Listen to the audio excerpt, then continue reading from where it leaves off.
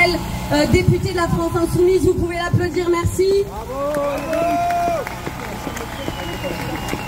Bien, bonjour à toutes et à tous. Heureux d'accueillir ce rassemblement sur ma circonscription. Beaucoup moins heureux, évidemment, d'accueillir le match de football France-Israël. Il y a, il faut le dire, une certaine schizophrénie aujourd'hui qui s'installe au plus haut sommet de l'État, mais aussi dans les médias. Je regarde par exemple à tout hasard les premières pages du Monde ce soir et je découvre les titres suivants. Dans le nord de Gaza, la mécanique du nettoyage ethnique est en cours avec plus de 100 000 Palestiniens appelés à être expulsés de Gaza. La page suivante nous dit qu'une association des droits de l'homme parle de crimes contre l'humanité vis-à-vis de ce qui est en train de se passer aujourd'hui à Gaza et dont nous savons, depuis les déclarations de l'ONU et du tribunal international, qu'en réalité il s'agit d'un génocide. Et deux pages suivantes, on nous dit qu'aujourd'hui Israël menace le patrimoine du Liban par ses bombardements. Je dis schizophrénie parce que il est quand même étonnant d'avoir à un moment donné un gouvernement qui accepte du bout des lèvres de demander le cessez-le-feu, qui proteste contre la honte qu'a subi la France du fait qu'une enclave lui appartenant, ou en tout cas étant sous sa gestion à Jérusalem, a vu aujourd'hui l'occupation de l'armée israélienne avec l'arrestation de 2 gendarmes, au point où enfin l'ambassadeur d'Israël en France a été convoqué par l'exécutif. Et puis d'un autre côté, ce match de football, dont chacun sait qu'il est un match de seconde zone au niveau de la compétition qu'il abrite, et fait rare, fait inhabituel, qui reçoit à la fois la présence du président de la République française, la présence du Premier ministre, la présence du ministre de l'Intérieur, la présence des 2 anciens présidents de la République. Comment voulez-vous, avec cette présence, que Benjamin Netanyahou n'entende un seul message? Vous pouvez continuer, la France n'en a rien à faire, vous pouvez continuer le génocide, vous pouvez continuer à attaquer le Liban, vous pouvez continuer à raser Gaza. La France regarde ailleurs, ou plus exactement, elle regarde un match de football entre la France et l'Israël.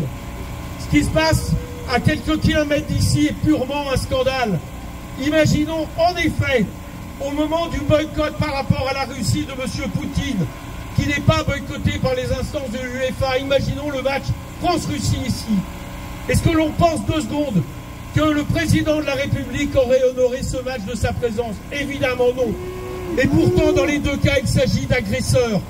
Dans les 2 cas, il s'agit de situations absolument intolérables par rapport au droit international. Mais dans un seul cas, il s'agit d'un génocide vis-à-vis d'un autre peuple qui est le peuple palestinien. Alors oui, nous dénonçons fortement ce qui se passe.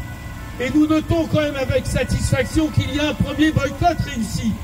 C'est qu'il y a moins de 20 000 spectateurs inscrits pour ce match. Preuve que les spectateurs français, les supporters de l'équipe de France ont boycotté ce match.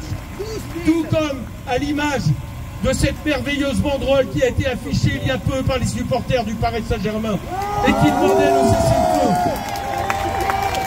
Voilà aujourd'hui ce que je voudrais vous dire plus que jamais.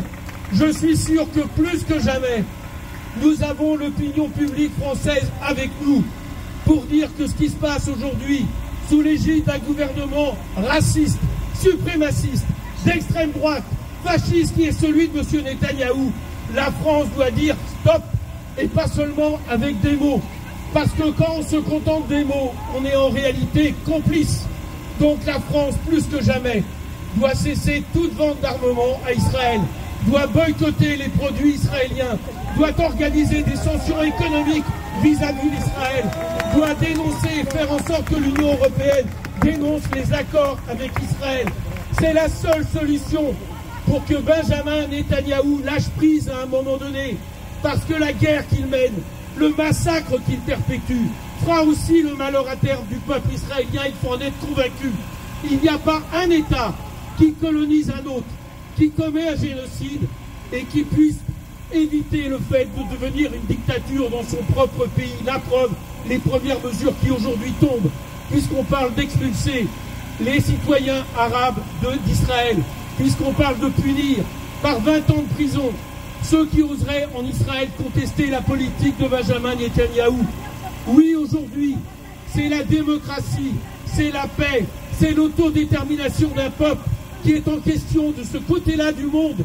Et non, il ne s'agit pas d'un conflit qu'on apporterait.